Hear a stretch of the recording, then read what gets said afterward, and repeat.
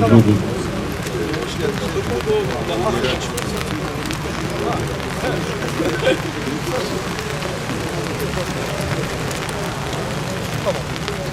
Sesimiz duyulsun, sözleşmeye uyulsun. Sesimiz duyulsun, sözleşmeye uyulsun. Toplu sözleşme kararı hayata geçirilsin.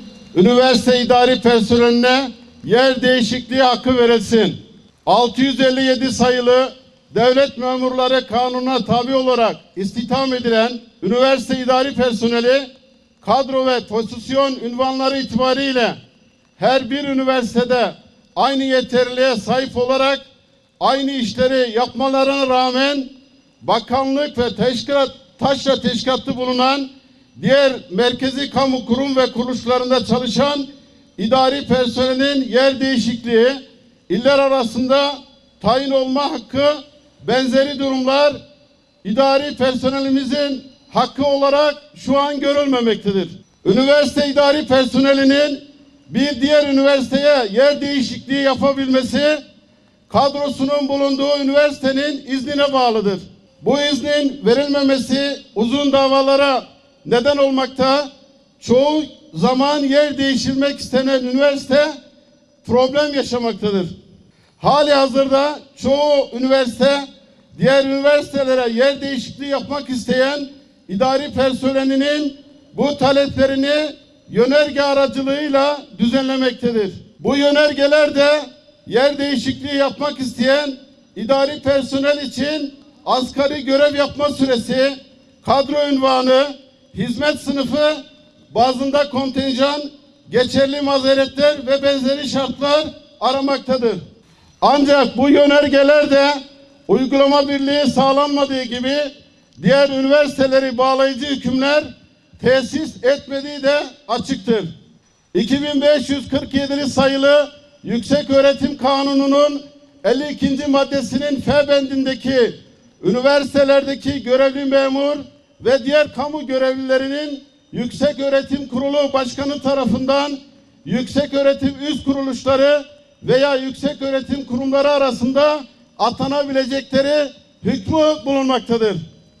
Üniversite idari personelinin üniversiteler arasında yer değişikliğinin hukuki dayanağının mevcut olduğu ortadadır. Bunun yanında eğitim bir sen gayretleri sonucunda eğitim, öğretim, bilim, hizmet kolu 6. ve 7. dönem kamu görevleri toplum sözleşmesinde idari personelin yüksek öğretim kurumları arasında yer değişikliği konusunda taraflarca çalışma yapılması kararlaştırılmış. Bu bağlamda YÖK Cumhurbaşkanlığı nezdinde çalışmalar yürütülmüş ise de henüz işleyen bir sistem ortaya konulmamıştır. Bu nedenle üniversite idari personelinin üniversiteler arası yer değişikliği işlemlerinin halen bir kısım üniversiteler tarafından yapılan ancak haliyle diğer üniversiteleri bağlamayan bireysel yönergeler yerine toplu sözleşmeden hareketle YÖK Başkanlığı eliyle üniversiteler arası merkezi yer değişikliğine imkan tanıyacak şekilde hukuki ve fiili düzenleme yapılması gerekmektedir. Tayin hakkı dışında son yıllarda idari personel ekonomik olarak çok gerilemiş ve maaşları açlık sınırının altında kalmıştır. Eğitim bir sene olarak 7. dönem toplu sözleşmede zam oranlarına imza atmamış, zam oranlarını protesto etmişiz. Ancak hakem kurulu hükümetin önerdiği zam oranını aynen onaylayarak onay kurulu olmuştur. Bu olumsuz tablodan sadece idari personel etkilenmemiş, akademisyenler de etkilenmiştir.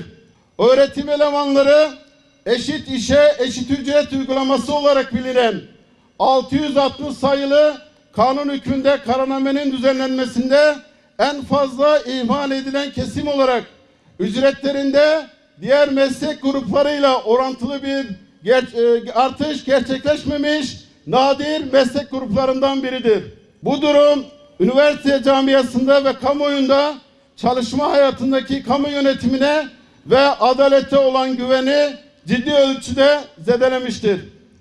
Son yıllardaki reel olmayan enflasyon ortamında mali haklarda yeterli bir artış gerçekleşmeyen, aksine gerçek bir kayıp yaşayan öğretim elemanları, akademisyenler ciddi ölçüde itibar kaybına uğramışlardır.